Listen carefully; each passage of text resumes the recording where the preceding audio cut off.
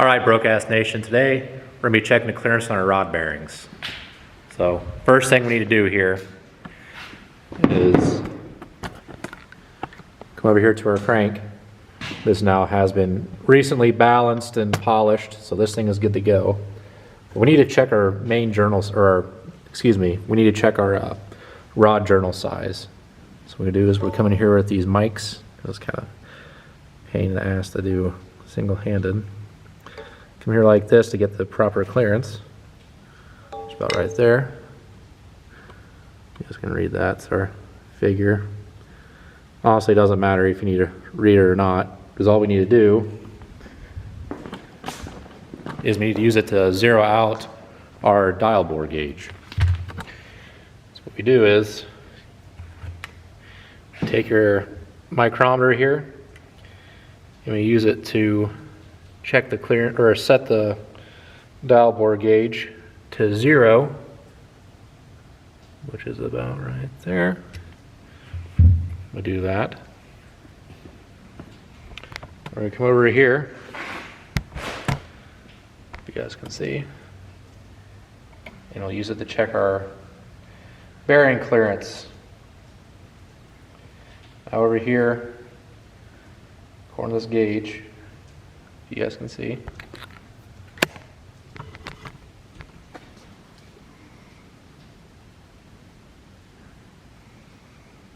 this thing will focus maybe. Okay. You see there, we're about 28 10,000ths, which for this setup is a little loose.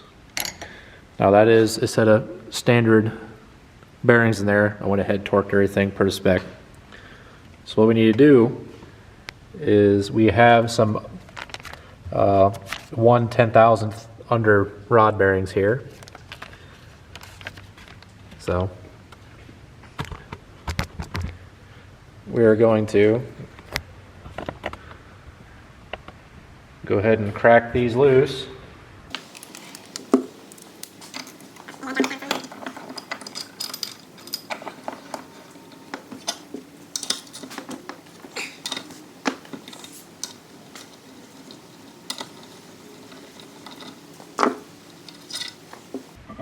Pop this out of there. Make sure you drop all of your stuff. But then crack our cap off here.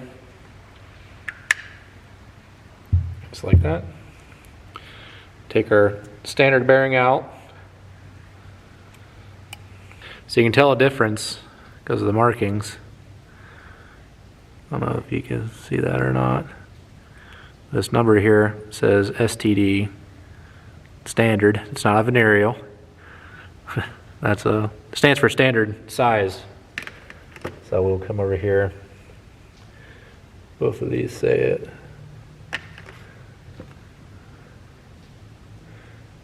There's an under. Where the frick?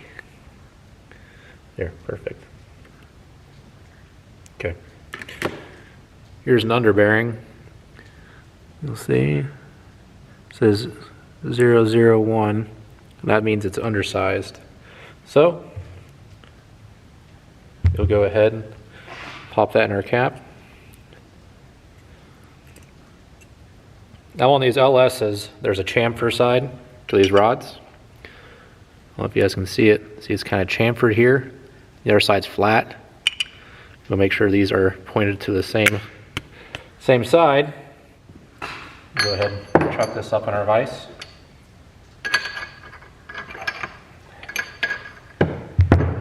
This here, these are just 2 pieces of some angle aluminum I got to put on my vise so I'm not marring up my rods.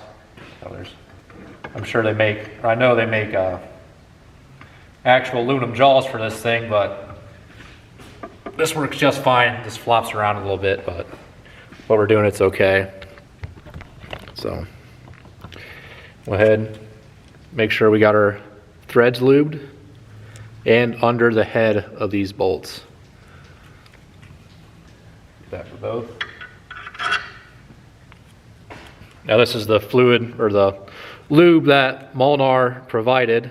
I do have some additional ARP Moly lube because these are 7/16 ARP 2000s bolts. These are some pretty serious setup here.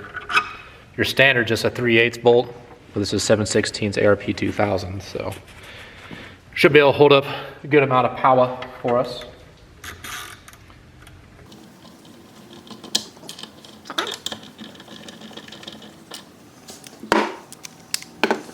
Here, I went ahead and upgraded myself to this fancy gear wrench, torque wrench. And this does have angle built into it, so I don't have to zip tie my cell phone to a breaker bar. We'll go ahead and we'll set this up for P for foot-pounds. Set. No. I'll show you guys here. You guys can see. Here's our bolt 7/16 with 1/600 underneath, ARP 2000s. We're going to do 30 foot-pounds plus 60 degrees.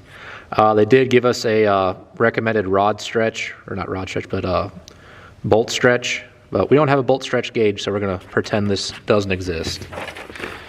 Which, if you ignore it, it doesn't matter, right? So go ahead and get these torqued down.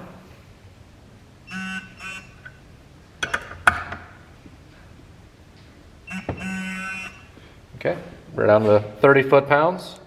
Go ahead and set this up for angle, 60 degrees.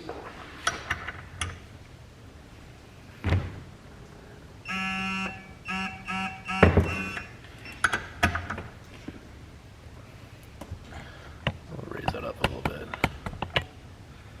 60.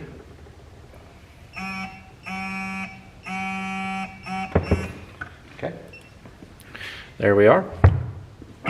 Go ahead and pop this up a little bit so we get our gauge in there.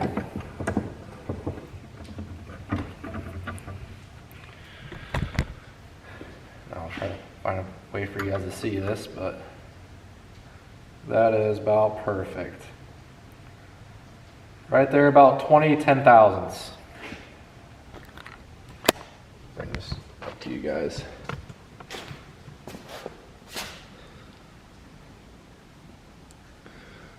Focus. There, perfect. That is about 19. That's right there. About perfect. So, for us to get there, we had to do a little bit of mixing there with our bearings, which isn't a problem at all. I mean, you're allowed to do it. It's okay. So we had a standard bearing on the rod side, and we had a 0.001 under bearing on the cap. So that got us to our clearance where we need to be. If we ran a 30 10,000ths clearance on there like it was, this thing would have a hard time building oil pressure. We do have a high volume, high pressure milling oil pump, but we have to run some thick oil to keep pressure up. So it's good to go ahead and get those clearances in check, while we're doing this. So I went ahead, I got the first 4 done. That was number 5.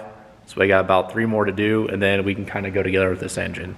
All right, we got a couple more to do here yet. Since we already know what combination tends to work out to get the proper clearance, we're gonna go ahead and we're gonna put a standard bearing on the rod side, like we've been doing. Check. We are moving rods around,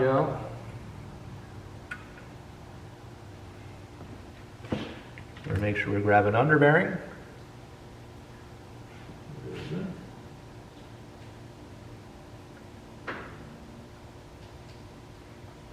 Okay.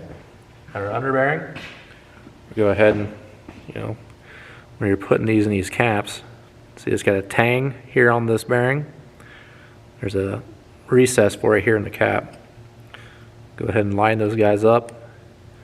Just kind of pop it in so it's flush. Okay. This on here, like that.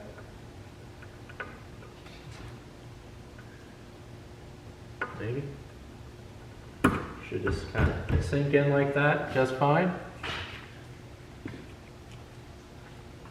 We're going to go ahead and apply this lube to our threads and under the head.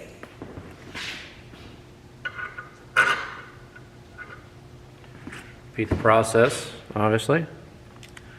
Same. Just like that.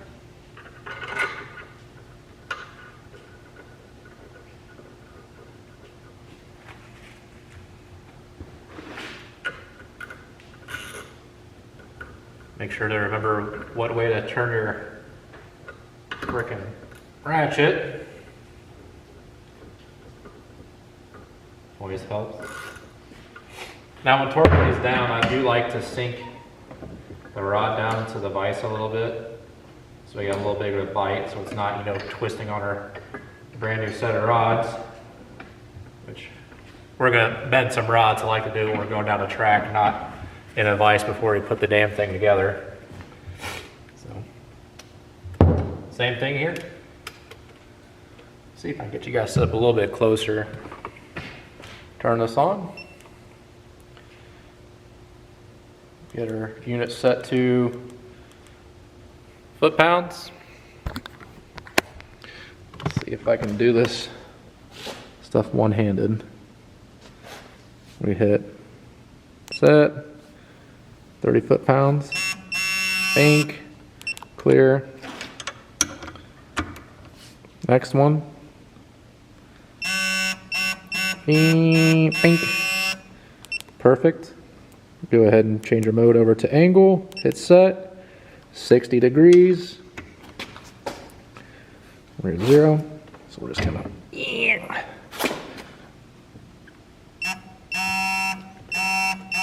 60. Hit clear. Let's go again.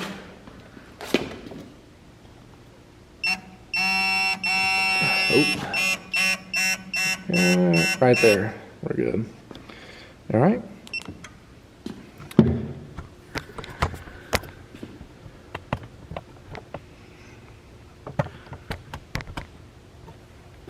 I'd pop our rod up a little bit.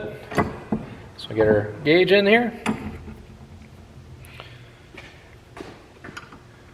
Go ahead and check it.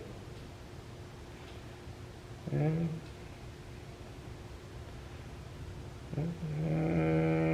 we're about 18 10,000ths on this one, which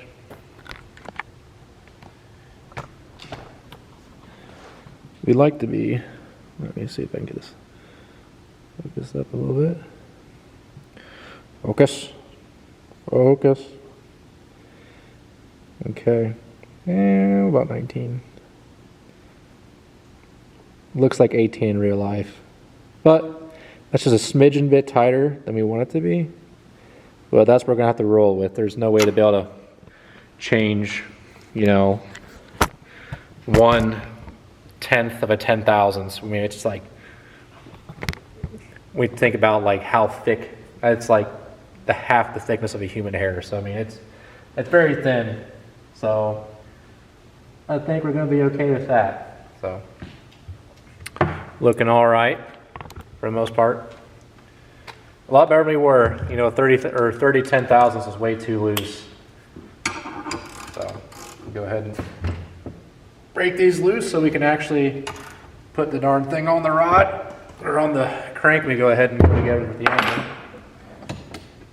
And we will mark this one is number 6. I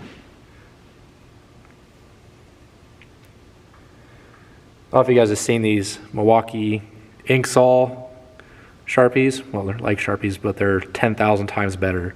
I've had this one for 2 years. I mark like oily metal with it all the time, and she still marks perfect. Well, as perfect as the person with the penmanship. So, looking good there. Now, I did go ahead and check the clearance on our main bearings already. Same process really, but you know, you're not checking caps, you're checking main bearings. We came in at 21 10,000ths to 25 10,000ths which ideally you want those all to be about the same. So you really want to like take a line hone through those things and kind of open them all up to 25 10,000ths. But you know, we don't have that at our disposal right now. We already got the block back from machine shop, so I think it's going to work out okay for us. So we'll go ahead, get the rest of these clearances checked up, and then we'll catch back up with you guys when we go together with this engine.